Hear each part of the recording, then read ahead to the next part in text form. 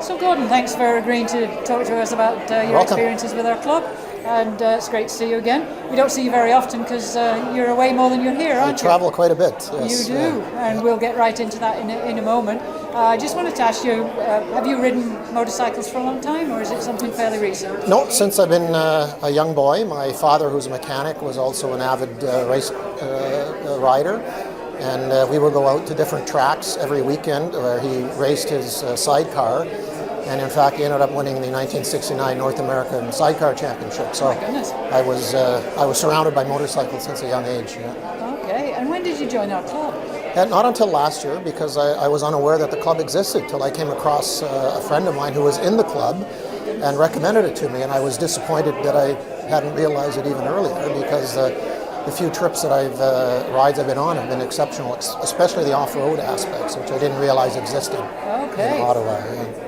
Now, I have to say, it was a bit of a surprise at the motorcycle show last week when I bumped into you. You were busy negotiating with the Air Canada cargo to take your bike overseas. Correct. Tell us about that. What are you up to? So the plan is to fly the bike into Frankfurt, Germany, and then ride through Germany, Austria, Italy to the Adriatic coast, take a ferry to Greece, then ride to Istanbul, and there I'm going to meet up with the rest of the group, and we are going to ride through Turkey, Armenia, Azerbaijan, Iran, Turkmenistan, Kyrgyzstan, all of the stand countries into China, and then fly out of China. So that'll be about a 2.5 month trip. Yeah. Oh, well, I hope you're going to get home in time for a few of our club rides. I would hope so. The question is, when is the bike going to get back? Because I'm going to fly it to Europe, but it's going to get cargo shipped back home, so it'll be a while. Well, as a club, you may have heard, we're contemplating a 2020 trip to Europe. It's only going to be about 8 days, nothing along the scale that you're involved in, but we hope a lot of our other riders will take advantage. Fantastic riding. Yeah. How did you get into the international part of it? It's a big expense and it's a big project. Well, I used to be in the military, so I was stationed in Europe, so I did a lot of motorcycle riding in Europe anyway. And I retired from the military after 34 years in 2013, and I was a fighter pilot, so I was looking for something to re-engage the adrenaline. And I'd been riding motorcycles for a long time, but only then did I get into the adventure riding. And I started to look into adventure riding trips, and I kicked it off with Southeast Asia, so Thailand, Cambodia, Laos.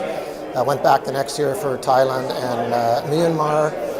Last year I did Chile and the rest of Patagonia, and also did Southern Africa. So there's not much left, is there? Zimbabwe, Botswana, Namibia, and South Africa, and we'll have to see what else is out there. So I believe that you had travelled with René Cormier from Renadian Adventures, correct. And he came to talk to our club last week. That's right. Many members have said how much they enjoyed that. Can you tell us just briefly a little bit about that trip with René?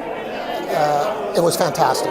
It was probably the best organized adventure trip that I had, because not only was the riding fantastic, but the other things he offered from a cultural and leisure entertainment point of view was just outstanding, and much of it was unexpected. So it was certainly value for money. It's a bit of a sales pitch, obviously, but I was so pleased with Renadian. I would have not a moment hesitation to recommend his company to doing the trip. And he was personally involved as the lead on that one. And it was good in the sense that he also didn't expect us to ride like kindergarten kids just behind each other all the time. There was an element of freedom there. So those of us that I would say were a bit more capable off-road guys, we could head out in front of the pack, wait at a certain space, wait for them to catch up. So there was some good free range riding that we were able to do, and it was extremely well organized, really a good time. So while you're recommending things, what would you say to a BMW rider in Ottawa area that might be thinking about joining our club? Why should they join us? Well, 100% I would recommend it. One, the people are just so nice. I'm just amazed at how nicely taken into the group I've been. And then simply, I don't think that you really know the kind of routes that are out there on your own. There's so many routes there. Isn't it? It is Ontario. Who knew? And as I mentioned, for me, the big surprise was the availability of the off-road routes, which I just never expected. And riding a 1200 GSA, that's something that I was looking for, and completely surprised that it was suddenly available through the BMW club here in Ottawa. So I highly recommend being a member. Well, we hope you have a fantastic trip this summer. Ride safe, and we look forward to having you ride with us when you get back. Sounds good. Look forward to it. Thank you.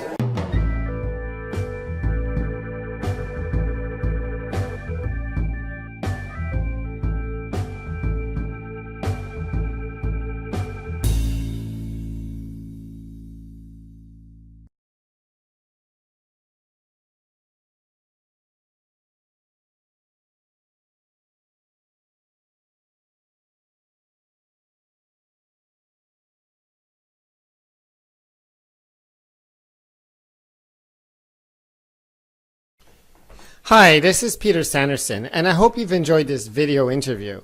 Please take a moment and subscribe to my YouTube channel. This will help me provide videos to nonprofit organizations such as the Ottawa BMW Motorcycle Club. Click subscribe, just touch my picture and click subscribe. It would be much appreciated, and I thank you in advance.